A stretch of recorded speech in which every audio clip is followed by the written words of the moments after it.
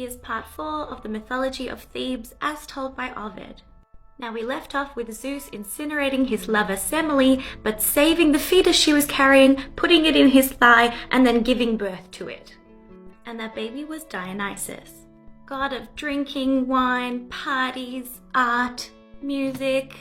Some key Dionysus imagery is this staff thing here. It's called a thyrsus. It's just a long stick with a pine cone on it. Dionysus develops a following of women who go into like this kind of frenzied state. They dance around, they let their hair down, they're carrying a thyrsus down there.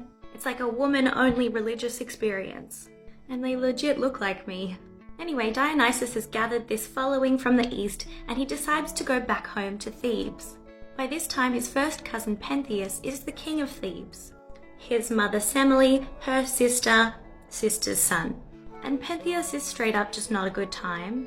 Dionysus rocks up to Thebes with all of his lady followers and Pentheus is like, no, I don't like this at all. This guy is pretending to be a god and he's super effeminate and look, ladies doing religion? I don't think so. So he's basically like, you're not my cousin, you're not a god, you're just a phony, get out of my city.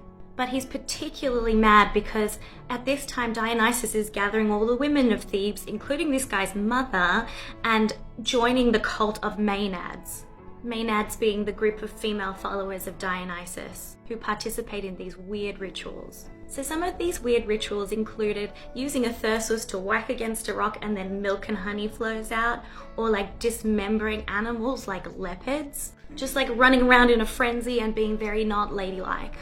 So Pentheus is angry, but he's also really curious. He's like, what are these women doing and why can't I know about it? So Dionysus decides to give him a friendly suggestion, and he says, if you dress up as a woman, then you'll be able to see what they're doing. So Pentheus is like, great idea, I'm gonna do that. He dresses up as a woman and he goes and spies on all these women. Now, depending on if you're reading Ovid or Euripides' Bacchae, one of two things happens next. Either the women mistake him for a wild boar, or the women realize that he's a man in disguise. And you guessed it, they tear him limb from limb. And serves him right. That's what you get for dismissing an effeminate androgynous god. But I guess it's a little bit sad because his mother Agave, when she gets out of the frenzy, realizes that she's dismembered her own son. Let me know if you think I should do more of these.